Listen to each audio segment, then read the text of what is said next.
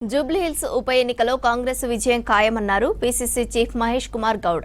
కాంగ్రెస్ సర్కారు సంక్షేమ పథకాల్లో 80% ప్రజలకు అందుతున్నాయన్నారు. ఓట్ చోరీ రాష్ట్రంలోనూ జరిగిందన్నారు పీసీసీ చీఫ్. బీఆర్ఎస్ హయాంలో చీఫ్ సెక్రటరీ, జీహెచ్ఎంసీ కమిషనర్ లక్షల ఓట్లు తొలగించారని ఆరోపించారు. ఓట్ చోరీపై ఈ నెలలో ఎల్ఓపీ రాహుల్ ఆధ్వర్యంలో రాష్ట్రపతిని కలవనున్నట్లు చెప్పారు మహేష్. అటు ఓటు చోరీపై త్వరలో ఢిల్లీలో బహిరంగ సభ నిర్వహిస్తామని చెప్పారు AICC state chief incharge Meenakshi Natarajan. జాతీయ స్థాయిలో పోరాటం మరింత ఉధృతం చేస్తామని స్పష్టం చేశారు. सबसे पहले सारे पोलिंग बूथ वाइज हमारे अपने आकलन और लोगों से बातचीत और चुनाव के वोटर लिस्ट, इन सारी चीजों का परीक्षण करके देखना शुरू किया। संदेह सबको था कि कहीं ना कहीं चुनाव की प्रक्रिया बाधित हो रही है।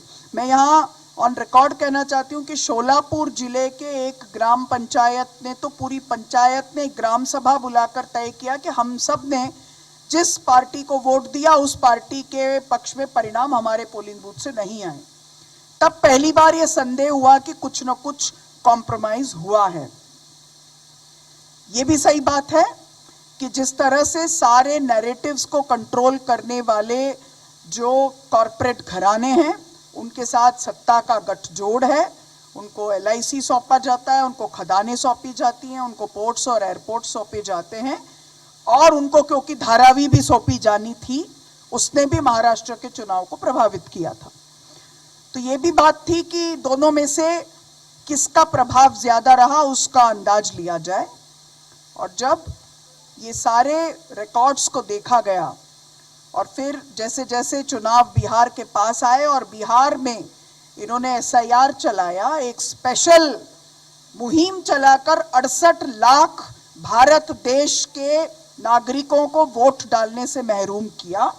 उसके बाद ये बात सामने आई कि अब तो इस वोट चोरी को पर्दाफाश करना चाहिए और इससे अब बचा नहीं जा सकता। तो 2 दिन पहले आप सबने देखा ही, लाइव कवरेज हुआ कि किस तरह से एक दूसरे देश की मॉडल का फोटो लगाकर 21 बार हरियाणा में वोट डाला गया। किस तरह से एक ही प्लाट में रहने के नाम पर एक ही पते से करीब 200 से ऊपर कई 100 लोगों ने वोट कास्ट किया और पता चला कि कैसे बिहार में भी एक वोट हुआ है, दिल्ली में भी वोट हुआ है।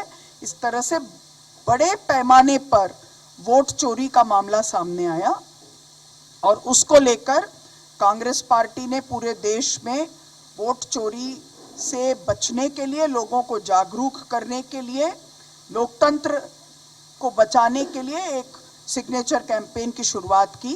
ఒక వ్యక్తి పలు చోట్ల ఓటు నమోదు చేసుకున్నటువంటి పరిస్థితి, లక్షల మందికి పైగా ఓటర్ల ఫోటోల వివరాలు తప్పులు తరకగా ఉన్నటువంటి పరిస్థితి రాహుల్ గాంధీ స్పష్టంగా బయటపెట్టినారు. హర్యానాలో ఉన్నట్టు 2 కోట్లకు పైగా ఓట్లరు ఉండగా 25 లక్షల దాకా నకిలీ ఓట్లు, అంటే ప్రతి 8 మంది ఓట్లలో ఒకరు నకిలీ ఓటరే.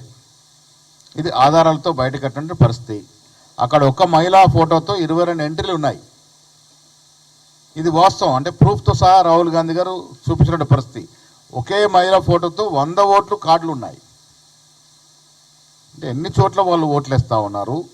యూపీ వంటి ఇతర రాష్ట్రాల వారికి కూడా హర్యానాలో ఓట్లు నమోదు చేయించినారంటే, అన్నాడు మహారాష్ట్ర కూడా గుజరాత్ నుంచి తీసుకెళ్లి ఓట్లు నమోదు చేయించి, పక్కనటువంటి తెలంగాణ రాష్ట్రం మంది ఉన్నటువంటి కొంతమందిని అక్కడ ఓట్లు నమోదు చేయించి, తద్వారా బీజేపీ పార్టీ లబ్ధి పొందింది. బీహార్ పరిస్థితి దీనికి భిన్నం. అక్కడ బీజేపీ పార్టీకి పడవు అనుకున్నటువంటి బీసీ వెనకబడిన తరగతి ఓట్లు, ఎస్సీ ఎస్టీ వారి ఓట్లు, ముస్లింల ఓట్లు, ఇవి మనవి కావనుకున్నటువంటి ఓట్లను సర్ పేరిట తొలగిస్తున్నారు. అట్లా లక్షల ఓట్లను తొలగించినటువంటి ప్రక్రియ జరుగుతూ ఉంది. సో బీజేపీ పార్టీ ఒక రాష్ట్రంలో ఒక రకంగా, ఒక రాష్ట్రంలో ఒక రకంగా, ఒక రాష్ట్రంలో జోడిస్తూ ఉంటే ఒక రాష్ట్రం తీసేస్తూ ఉన్నారు. వారి పార్టీ గెలుపుకు అనుకూలంగా పరిస్థితులు మడుచుకుంటూ ఉన్నారు. ఇది ప్రజాస్వామ్యంలో విఘాతం కలిగించే ప్రక్రియ. ఎలక్షన్ చోరీపై సిగ్నేచర్ క్యాంపెయిన్ కార్యక్రమం చేపట్టి ఈ రోజు వరకు 5 కోట్ల సంతకాల సేకరణ దేశంలో జరిగింది. మన రాష్ట్రంలో దాదాపు 6.5 లక్షల సంతకాల సేకరణ జరిగింది. దీన్ని ఇంకా తీవ్రంగా ఈ బై ఎలక్షన్ తర్వాత దీన్ని ప్రజలకు తీసుకెళ్తాం. మన రాష్ట్రంలో కూడా, తెలంగాణ రాష్ట్రం కూడా మున్సిపల్ ఎలక్షన్ అప్పుడు ఓటు చోరీ జరిగింది, ఓట్ల తొలగింపు జరిగింది. మన ఓట్లు కావు అనుకున్నవి మున్సిపల్ ఎలక్షన్లు 2016-17లో ఓట్లు తొలగించినారు. ఇలా జూబ్లీస్ ఎలక్షన్ జరుగుతూ ఉంది. అక్కడ కూడా పక్కా నియోజకవర్గాల యొక్క ఓట్లు నామోదు చేసుకొని ఉన్నారు. గత బీఆర్ఎస్ పాలనలో, 10 ఏళ్ల పాలనలో అలాంటి ఓట్లు నామోదు చేసుకొని గెలుస్తూ వచ్చినారు. ఇవాళ 30% పైగా అక్కడ ఓట్లు కనబడట్లే. వారి స్థానే కూడా వేరే వాళ్ళతో ఓట్లు వేయించుకునే ప్రయత్నం చేస్తూ ఉన్నారు. ఇదంతా కూడా బీజేపీ పార్టీ లోపాయకార సహకారంతో బీఆర్ఎస్ పార్టీ ప్రక్రియ పాల్పడే అవకాశం ఉంది. కాబట్టి ఎలక్షన్ కమిషన్ అప్రమత్తంగా ఉండాలని, మా కార్యకర్తలు కూడా అప్రమత్తంగా ఉండాలని వారిని నేను సూచిస్తూ ఉన్నాను. రాహుల్ గాంధీ చేపట్టినటువంటి ఈ కార్యక్రమం రామ్లీలా మైదానంలో ఒక బహిరంగ సభ చేసి ఆ కాపీలన్నీ కూడా ట్రక్కుల్లో, లారీల్లో తీసుకెళ్లి ప్రెసిడెంట్ ఆఫ్ ఇండియాకి సమర్పించి వారికి వాస్తవాలు వివరించే ప్రయత్నం ఏఐసిసి చేస్తుంది.